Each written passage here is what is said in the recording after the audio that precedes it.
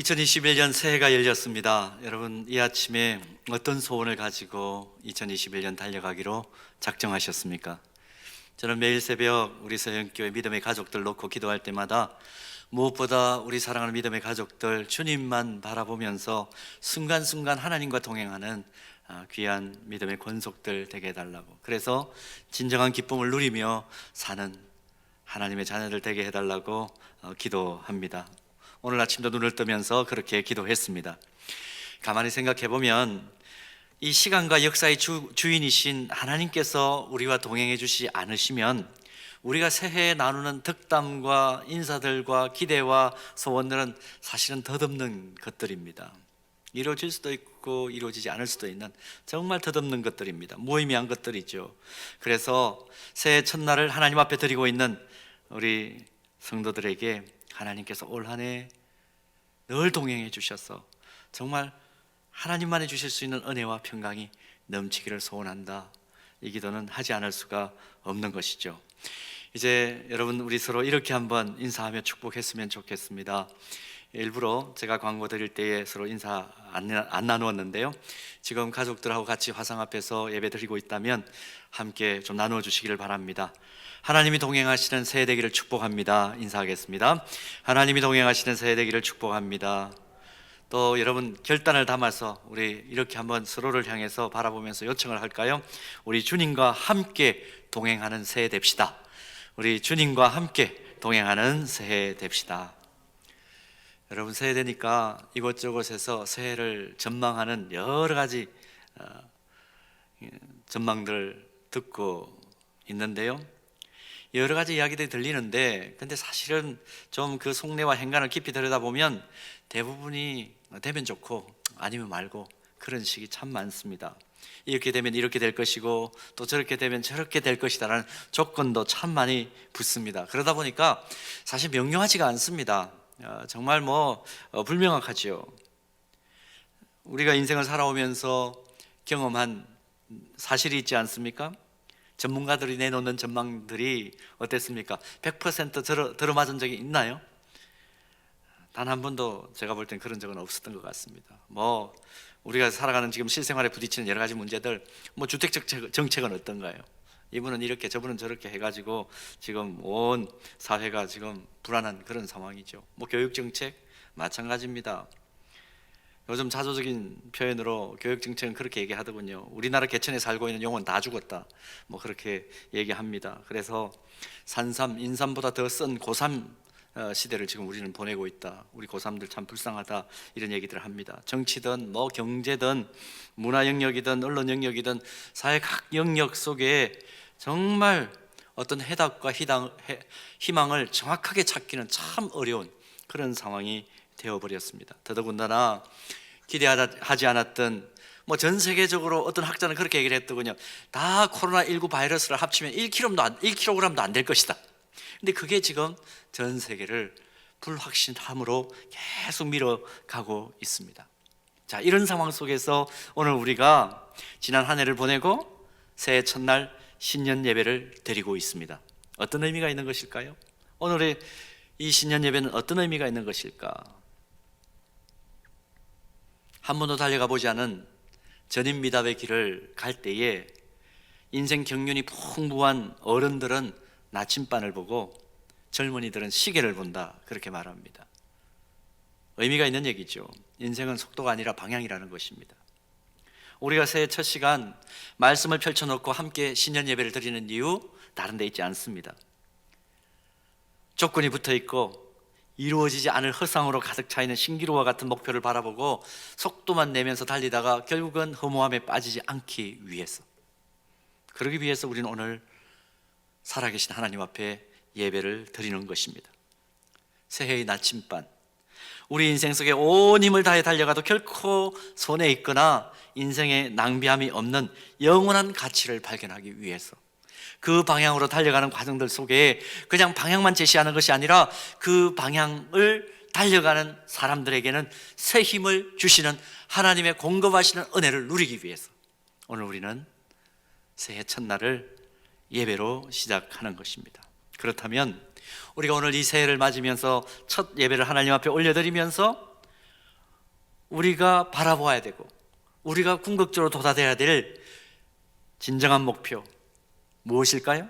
오늘 본문 2절을 다시 한번 봅니다. 믿음의 주요 또 온전하게 하시는 이 예수를 바라보자.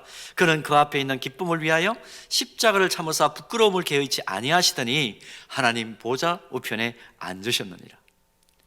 2021년 한 해를 걸어가는 동안 우리가 어디에 있든지 무엇을 하든지 어떤 상황을 맞이하든지 집중해서 바라보아야 할 유일한 목표와 방향이 예수 그리스도다. 그렇게 본문은 정확하게 소개합니다.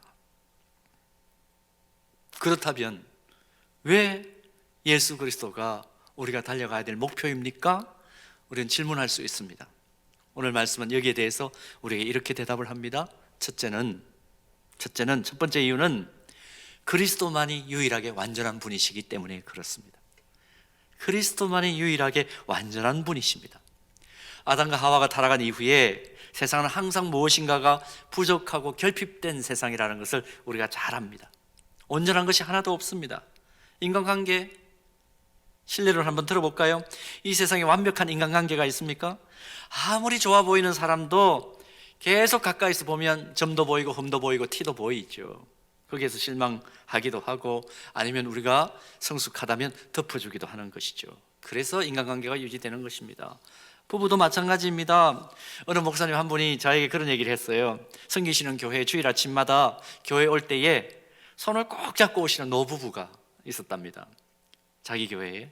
얼마나 보기가 좋았겠습니까? 그래서 어쩌면 그렇게 사이가 좋으세요? 그렇게 한번 물어봤대요. 그랬더니 부인 집사님이 이런 대답을 하더랍니다. 아니, 내가 잠시만 손 놓으면 저 양반이 다른 데로 새거든요. 근데 예배 끝나면 그래서 손 안 잡아요. 인간관계만이 아니라 이 세상을 통전적으로 이해하려는 사회학자들은 우리가 살고 있는 이 세상을 풍요 속에 결핍된 세상이라고 진단하죠. 기술이나 정보나 문화나 경제 각 분야가 엄청난 발전을 했습니다.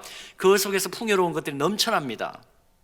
그런데 문제는 오히려 상대적인 결핍, 양극화는 더 심화되었다 하는 것 우리가 알고 있습니다. 지금 연일 이제 백신이 개발되는 그 과정들 속에 있으면서 전 세계 백신 확보 전쟁으로 지금 들어섰다 하는 것을 우리가 보도를 통해서 보았습니다. 그런데 뚜껑을 열어보니까 부자 나라가 다 썰어가 버린 백신, 그렇게 결과가 나왔죠.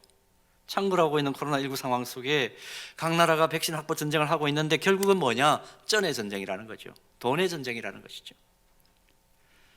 전 세계 소득 최상위 국가 10개 나라만 각국 국민 수 이상의 백신을 확보했고 대부분의 저개발 국가는 백신 계약 자체를 아예 못하고 있는 상황이다. 어제 저녁에도 뉴스에 나오더군요.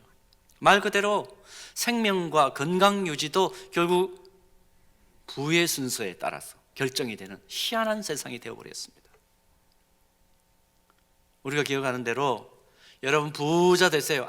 아주 오래전에 나왔던 광고 카피입니다. 이걸 넘어서 어느 정치인은 그렇게 공약을 내걸었지 않습니까? 여러분 살림살이 좀 나아지셨습니까? 뭐 이런 식으로 물으면서 우리에게 안녕을 물어왔습니다. 또 코로나19 상황 속에서 계속해서 마음의 안녕을 묻는 여러 질문들을 우리가 받습니다. 안녕들 하십니까? 뭐 별별 인사들을 다 듣죠. 아마 새해에는 더 기발한 멘트로 세상이 우리에게 안부를 물어올 것입니다. 그런데 우리가 그 물음 앞에 선뜻 우리가 다 괜찮습니다, 안녕합니다, 안전합니다, 그렇게 말할 수 없는 세상을 지금 살고 있죠. 정말 제대로 되고 온전한 것이 거의 없다, 뭐 아예 없다 그렇게 말하기는 어렵지만 거의 없습니다. 발견하기가 어렵습니다. 그런데 여러분 보십시오. 오늘 본문 2절 보면 우리가 바라봐야 할 예수 그리스도를 어떻게 묘사합니까? 믿음의 주요 또 온전하게 하시는 이인 예수다, 이렇게 표현합니다. 믿을 만한 분, 가장 세상에서 믿을 만한 분, 그리고 우리를 온전하게 하시는 분 예수 그리스도. 오늘 본문만이 아닙니다. 히브리서를 기록한 저자는 히브리서 10장 14절에서 이 사실을 또 이렇게 증언합니다. 그가 거룩하게 된 자들을 한 번의 제사로 온전하게 했는데 어디까지 온전하게 했다고요? 영원히 온전하게 하셨느니라. 예수 그리스도에 대해서 그렇게 소개를 합니다. 그리스도께서 십자가를 지심으로 부서지고 결핍과 부족에 늘 시달리는 이 세상을 온전하게 회복시키셨다 증언하고 있는 것이죠. 완전하신 그리스도에 대해서 기록하고 있는 히브리서의 이 말씀을 읽으면 새 힘이 납니다. 아, 그렇구나. 공감도 되죠. 그런데 여러분, 이 히브리서가 기록된, 이런 내용을 담고 있는 히브리서가 기록된 배경을 이해하시면, 기록 배경을 이해하시면 이 말씀이 아마 더 큰 은혜가 되실 거예요. 히브리서가 기록된 시기는 언제냐면 유대교에서 기독교로 개종한 유대 기독교인들이 로마 당국자들로부터 극심한 핍박을 받았던 주후 80년 어간에 이 히브리서가 기록이 되었습니다. 사도행전 18장 2절 말씀 보면 주후 49년에 발생한 일인데 역사적인 사건입니다. 로마의 이 글라우디오 황제가 모든 유대인들을 로마에서 추방하는 사건이 벌어집니다. 갑자기 그냥 추방해버리는 겁니다. 일터의 현장들, 생활 모든 상황들 다 깡그리 무시하고 여기서 다 나가. 얼마나 힘들었겠습니까? 얼마나 힘들었을까요? 기독교인들 다 나가. 그 이후에 정말 무서우리만큼, 상상을 초월할 만큼의 그 박해가, 기독교를 향한 박해가 이 로마 제국주의자들을 통해서 나타나기를 시작합니다. 점점점 박해의 정도가 더 심해가고 더 정교해지고 아주 악랄해집니다. 로마의 5번째 황제 기억하시나요? 자기 영광을 위해서 스승도 죽이고 어머니와 아내도 죽여버렸던 네로 황제. 그때는 절정에 달하죠. 기록을 보면 당시 로마 박해자들은 그리스도인들이 발견되면, 기독교인이라는 것이 확인만 되면 신문할 가치도 없다라고 생각하고 그 과정도 거치지 않고 바로 그 자리에서 죽여버리는 그런 일들이 비일비재합니다. 화형에 처해졌다거나 그들이 연애하는 그 현장에서 그 횃불로 사용을 했다거나 이런 것들은 우리가 이미 다 알고 있는 얘기죠. 처음에 이런 박해가 시작되었을 때는 이 초대교회 성도들이 이 또한 지나가리라, 이 또한 지나가리라 그렇게 생각을 하고 기도하면서 신앙의 의지를 확고하게 다지면서 잘 견디어냈습니다. 그런데 문제가 생겼겠죠? 뭡니까? 박해의 기간이 한두 해가 아니고 점점점 시간이 길어지는 겁니다. 올해면 끝날까? 내년으로 넘어갑니다. 올해면 또 끝나겠지, 또 내년으로 넘어갑니다. 이게 계속해서 수십 년으로 늘어나니까 어떨까요? 하나님이 살아계시면 이럴 수가 있나? 회의감이 당시 그리스도인들 사이에 널리 퍼지게 됩니다. 외부의 핍박은 점점 강해지고 교회 내부의 무기력한 상황은 계속 이어지는 이 상황, 결국 많은 성도들이 기독교 신앙을 버려버리고 유대교로 다시 회귀합니다. 그게 자기에게 편하니까.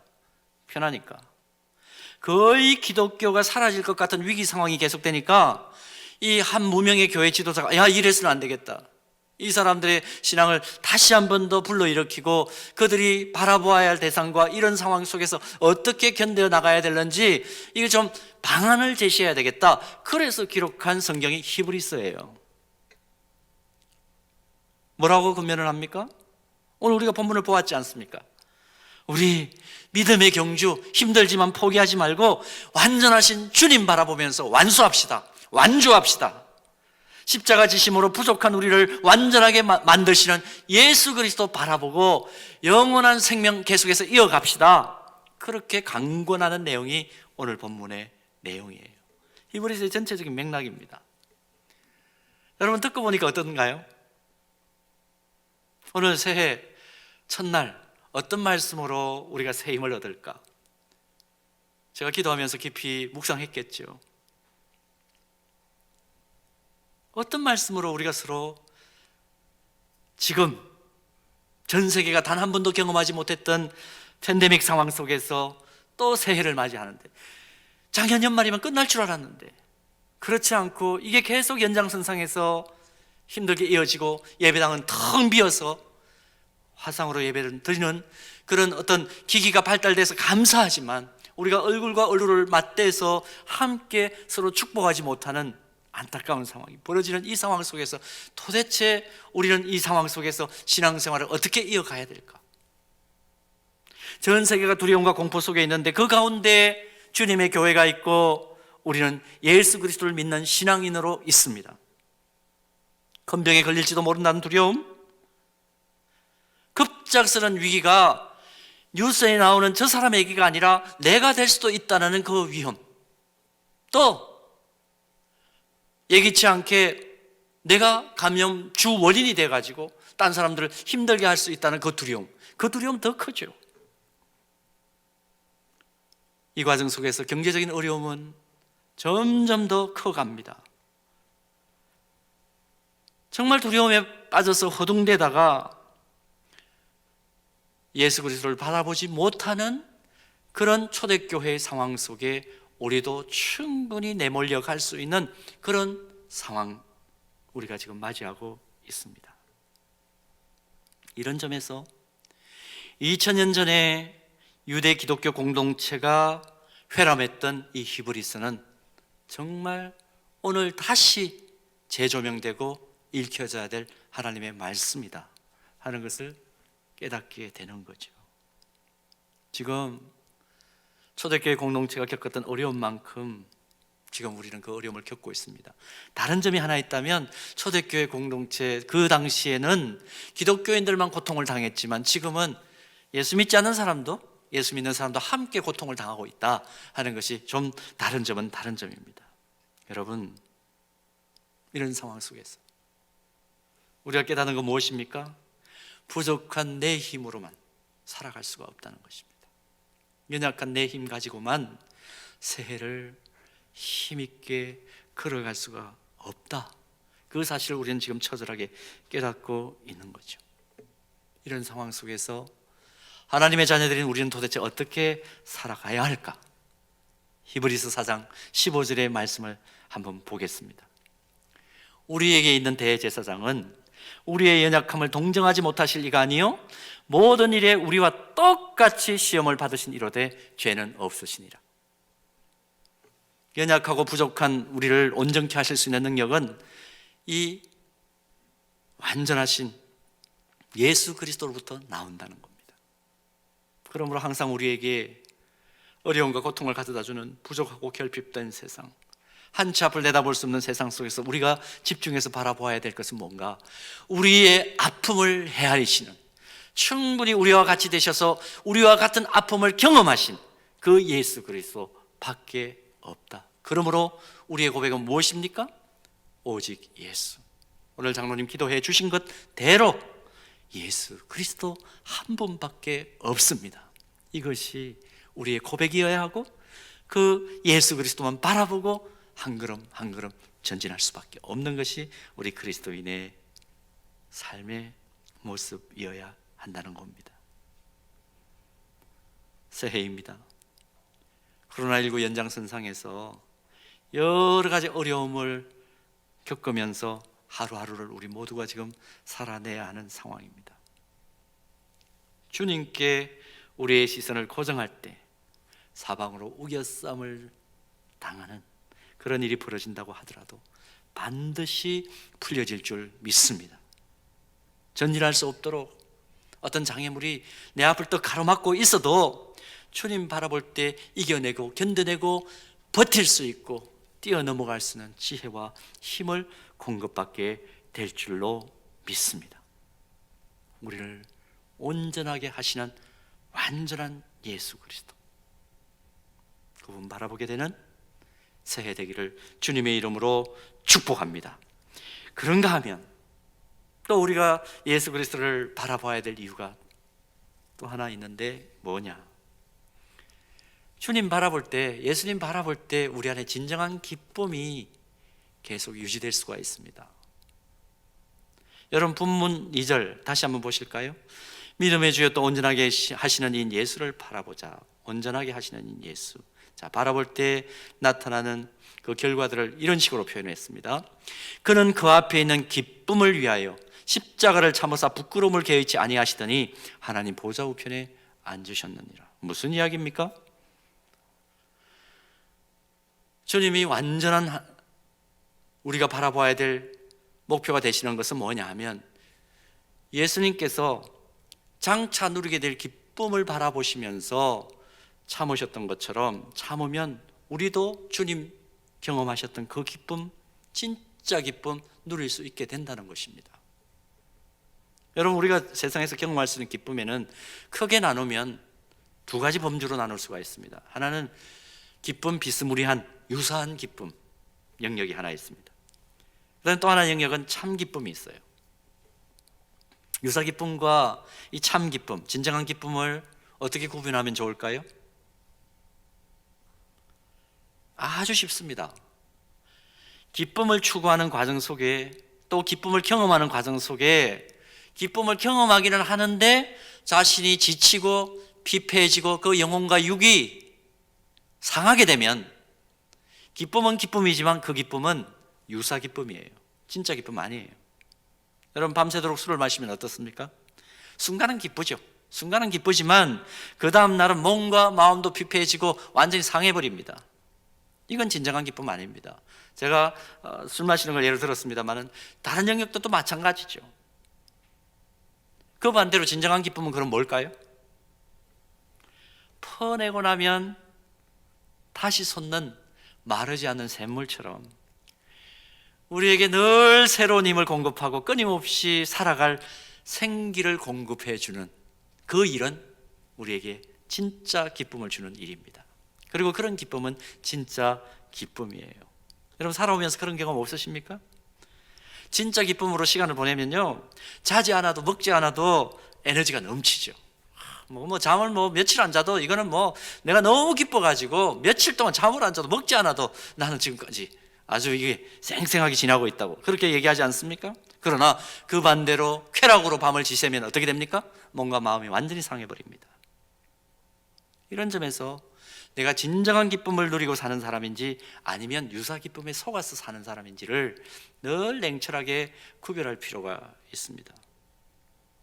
우리 주님이 하늘 영광 버리시고 죄인들이 당해야 될 수치와 그 고통이 있는 십자가의 길을 가신 이유, 분명히 어찌 보면 그건 영육이 피폐해지는 것 같은데, 그런데 그럼에도 불구하고 그 길을 가신 이유는 뭡니까? 진정한 기쁨을 바라보았기 때문에, 하나님 우편에 앉으실 진정한 기쁨을 보셨기 때문에, 그러나 힘든 가운데에서도 기쁨을 잃지 않으셨던 것이죠. 그리고 궁극적으로 우리가 구원받는, 하나님의 자녀들이 구원의 그 반열에 들어가는 그 기쁜 상황을 분명히 보셨기 때문에 육체적으로는 힘드셨지만 그러나 기쁨을 잃지 않으시고 그 십자가의 길을 뚜벅뚜벅 걸어가셨던 겁니다.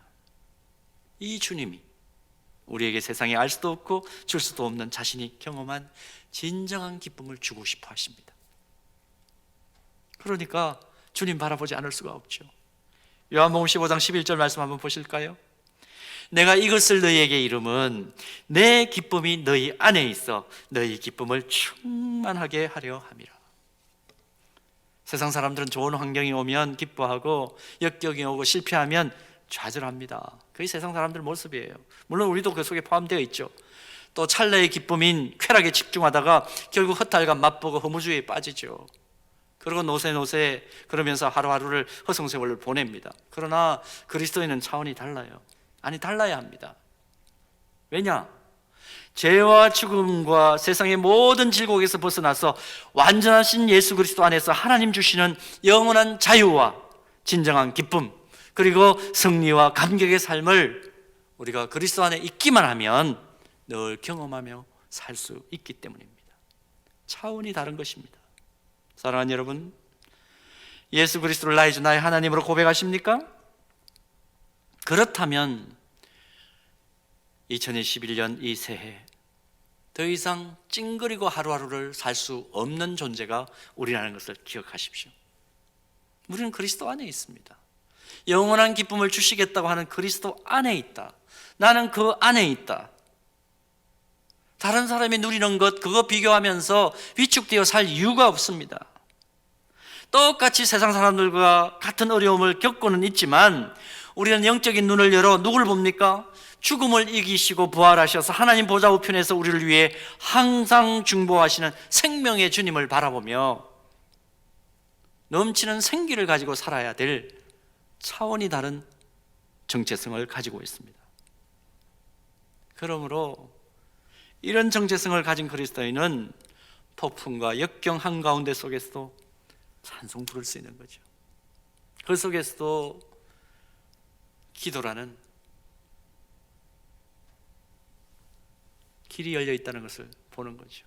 뒤를 돌아보면 후회와 해안이 넘치고, 앞길을 보면 갑갑하고 막막합니까? 그렇다면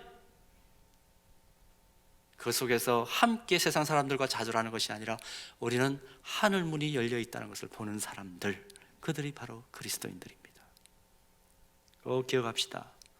예수님은 우리가 당하는 모든 고난과 핍박과 역경보다 더 위에 계신 분이십니다. 우리가 믿는 주님은 그런 분입니다. 죽음보다 강하고 어떤 환경보다도 위대하신 분이 바로 주님이십니다. 그러므로 예수 그리스도를 바라볼 때 진정한 기쁨이 있습니다. 금년 한 해 지금까지는 못해 오셨는지 몰라도 이제 지금부터라도 진짜 예수님 제대로 한번 바라보시기를 바랍니다. 그래서 주님으로부터 오는 진짜 기쁨은 어떤 것인지를 만끽하는 저와 여러분 되기를 소원합니다. 2021년 새로운 한 해, 순적한 일도 우리 앞에 있을 수 있고 오르막길을 오르는 것처럼 힘든 일도 우리가 만날 수 있습니다. 무슨 일을 만나든지 어떤 상황을 만나든지 완전한 예수 그리스도를 바라봄으로 진정한 기쁨 없는 사람, 찐 그리스도인, 진짜 그리스도인 되기를 주님의 이름으로 축복합니다. 그러므로 2021년 이 새해 첫날 아침에, 이제는 아침이 넘어갔습니다. 이제 오후로 넘어간 것 같은데요, 우리가 한 해를 살아가면서 우리 마음속에 품어야 될 소원, 어떤 소원일까요? 여러분 어떤 소원입니까? 매일 아침 잠을 깨는 순간부터 주님 먼저 저는 생각하겠습니다. 그 소원 품으시기 바랍니다. 밥을 먹을 때도 주님 바라보고, 사람 만날 때도 주님 먼저 생각하고, 일을 하거나 공부할 때도 주님 먼저 바라보겠다고 작정하고, 길을 가고 혼자 있을 때도 주님 바라보고, 그렇게 하다가 하루 종일 그렇게 살다가 주님 품 안에서 정말 주님 주시는 평강 가지고 잠자리에서 하루를 건강하게 마감할 수 있는 그런 나 자신 되게 해 주옵소서. 그런 하나님의 사람 되게 해 주옵소서. 그 소원 품고 새해를 열어젖히시기를 바랍니다. 이렇게 될 때 주님 마음 깨달아 알게 되고 주의 능력을 보게 될 줄로 믿습니다. 2021년 다른 무엇보다도 그리스도만 바라보고 그리스도와 동행함으로 그리스도만을 닮는 것 하나만 충실하게 해보겠다고 소원 품는 우리가 될 때 다른 모든 것들 다 덩달아 주의 능력을 경험하는 놀라운 역사를 경험하게 될 줄로 믿습니다.